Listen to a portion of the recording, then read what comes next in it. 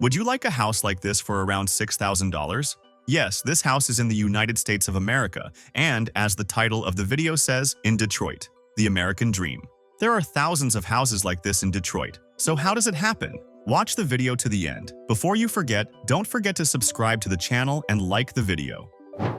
Detroit is a city in the U.S. state of Michigan, bordering Canada. Its location in the Great Lakes region makes it an advantageous city for trade. As early as the 1700s, the main reason for the French to establish the first settlement here was to take advantage of its location for trade. After the United States conquered the region, they built the Erie Canal and the Baltimore-Ohio Railway to connect the Great Lakes region to the sea. These two projects gave Detroit the status of a transportation hub. Pharmaceutical manufacturers first came to the city. Parke-Davis and Frederick Stearns, the largest pharmaceutical manufacturers of the time, established their headquarters and manufacturing facilities here.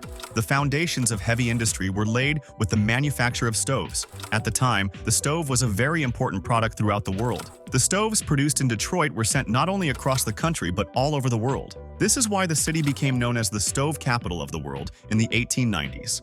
The late 1800s were also the years when the world prepared for the mass production of automobiles. Carl Friedrich Benz produced the first vehicle in Germany in 1886, which can be considered the ancestor of today's modern automobile. This three-wheeled vehicle was produced and sold in 25 units between 1886 and 1893. The person who revolutionized this field was Henry Ford. Henry Ford made a great revolution not only in the field of automobiles, but also in the field of production. And at the center of it all was the city of Detroit. The engine block, the most important part of an internal combustion car, is still one of the most difficult parts to produce. With the technology of the time, it was quite a challenge to produce. Detroit, which made cast iron stoves and sold them all over the world, had a ready infrastructure for making engine blocks. Engine blocks were also made from cast iron.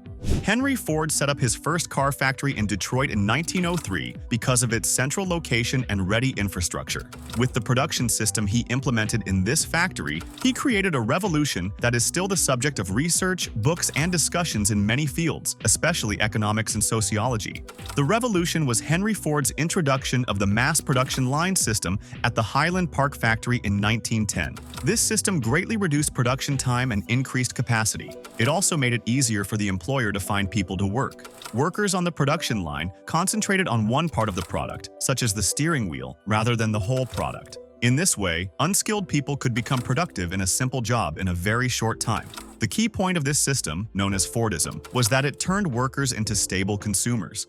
The most important thing in capitalism is consumption before production. First, a market is created for consumption, and then production is increased. With the system he created, Henry Ford wanted the workers on the production line to earn money and participate in consumption and make a profit from it. In other words, the target audience for Ford's Model T, the first product produced in this way, was the workers who produced it. The workers' participation in consumption created a large local market in Detroit. In other words, people had money to consume, and this contributed to the growth and industrialization of the city. The car industry is a complex one, with many organizations and manufacturers feeding off each other. Influenced by Ford's success and keen to take advantage of the city's ready-made car industry, other manufacturers came to Detroit and started to open factories. The city became known as the Motor City. As the number of factories and manufacturing workshops grew rapidly, so did the demand for labor in the city. Each new factory or workshop offered higher wages to attract workers. Henry Ford began offering his workers twice the salary of his competitors to avoid layoffs. This strategy worked, but in a place where the demand for labor was so high and the supply, i.e. the number of workers, was limited, offering twice the salary of competitors could not be a long-term solution, because the next move of the competitors would be to exceed the salary offered by Ford. This is where the so-called Great Migration in the United States came to the rescue of employers. In fact, before the Great Migration, Detroit employers were reluctant to hire blacks. They tried to fill labor shortages with European immigrants. However, the outbreak of World War I and the U.S. government's enactment of restrictive immigration laws in 1921 and 1924 forced them to hire black people. The Great Migration, in which millions of people moved from rural areas in the south of the U.S. to urban areas in the north and west, occurred for the following reasons. Racial discrimination was at the root of the phenomenon. The vast majority of migrants were people of color, because the southern states were a place of agricultural production, where enslaved people were forced to work on large farms. Slavery was outlawed in the United States in 1865, but the owners of plantations and capital in the southern states paved the way for the Jim Crow laws that legalized racial segregation there. Plantation and capital owners worked with state governments, and some of these people were directly involved in state governments. Jim Crow laws were designed to prevent black people from gaining economic and political power after slavery. These laws, which advocated racial discrimination, were in fact implicitly based on slavery. While this was happening in the South, many cities in the North and West, such as Detroit, were rapidly industrializing and desperately needed workers. This situation triggered the Great Migration, which began in the mid-1910s. Detroit's population began to grow rapidly. From 285,000 in 1900, the population grew to about 1 million in 1920 and 1.5 million in 1947-1930. It became the fourth largest city in the United States after the industry that began with the automobile and was fed by its ancillary industries. At the same time, Detroit's port on the Great Lakes became one of the busiest commercial centers in the world. The volume of commercial cargo on the Detroit River was more than 3 times that of New York and 4 times that of London. In the 1950s, car culture began to take off in the United States. It was also the golden age of automobile production. In this post-World War II era, 1 in 6 working Americans worked directly or indirectly in the automotive industry. As a country, the U.S. became the world's largest producer of automobiles. The culture of the time was that every working man in the U.S. should own a car. A new generation of businesses emerged that catered to car-owning customers. For example, drive-through restaurants and drive-in movie theaters. Just as this was happening, Detroit's population peaked at 1,850,000. The city also began to expand outward.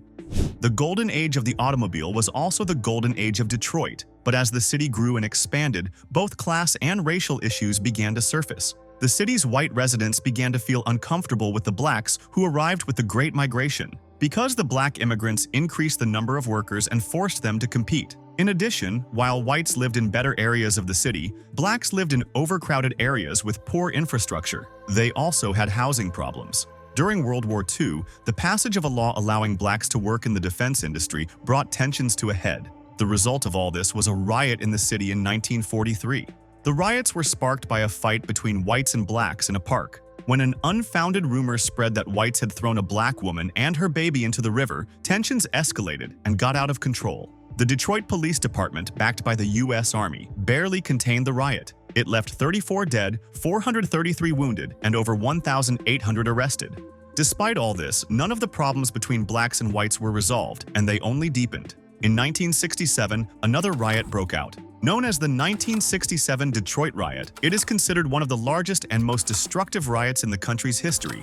The problems were the same as in 1943. In addition, the golden age of the automobile was coming to an end, and the growth rate of Detroit's industry was slowing. Police repression of blacks had increased over the years. Police arbitrarily arrested blacks and raided places where they congregated. One such raid on a bar where blacks congregated got out of hand and led to riots. Stores were looted, buildings were set on fire, and there was a citywide riot. Again, it took the support of the U.S. military to quell the riots. This time there were 43 dead, 1,200 wounded, more than 7,000 arrested, and more than 2,000 buildings burned or damaged. At the same time that Detroit was experiencing racial and class upheaval, the auto industry was rapidly decentralizing. Decentralization refers to the spread of production and support activities from a traditionally concentrated area to other economically advantageous regions. As a result, some parts of automobiles began to be produced in other cities and regions. These parts were shipped to Detroit for assembly. As a result of the riots, the end of the golden age of automobiles, and the decentralization of production, Detroit began to shrink. From 1950 to 1970, the city's population dropped by 350,000. But the event that put the biggest nail in Detroit's coffin happened a few years later. Since its founding, there have been tensions between Israel and the Arab countries surrounding it. These tensions have sometimes erupted into conflict. One such conflict was the 1973 war, also known as the Yom Kippur War. After the war began, the Union of Arab Petroleum Exporting Countries announced that it would impose an embargo on all countries, especially the United States, that had sided with Israel in the war and would no longer import oil. This was a major global crisis. In the United States, oil prices rose from $3 a barrel to $12 a barrel. Higher oil prices and limited supply led to economic stagnation. All of this meant that energy policies had to change. One of the policies that had to change was the energy bill. It is well known that the old American cars were big and gas guzzlers, cars that drank gasoline like water. After the 1973 oil crisis, people's perception of cars changed. The era of big, bulky, gas-guzzling cars with big engines was coming to an end. Instead, people began to prefer smaller, more fuel-efficient cars with small but efficient engines. This, of course, had a profound effect on the auto industry in Detroit. Let me give you an example. Up until the crisis in 1973, Detroit-based General Motors was the world's largest automaker. After the crisis, it lost that title to Japan's Toyota. To make matters worse, General Motors cut production of many of its models in order to survive the crisis. In order to reduce costs, it began to move its factories to Asian countries. Not only General Motors, but many brands, especially in the automotive industry, either reduced their production capacity in Detroit or moved their factories to other countries. As companies left the city, both the rich and the older and more skilled people who worked for those companies began to migrate elsewhere.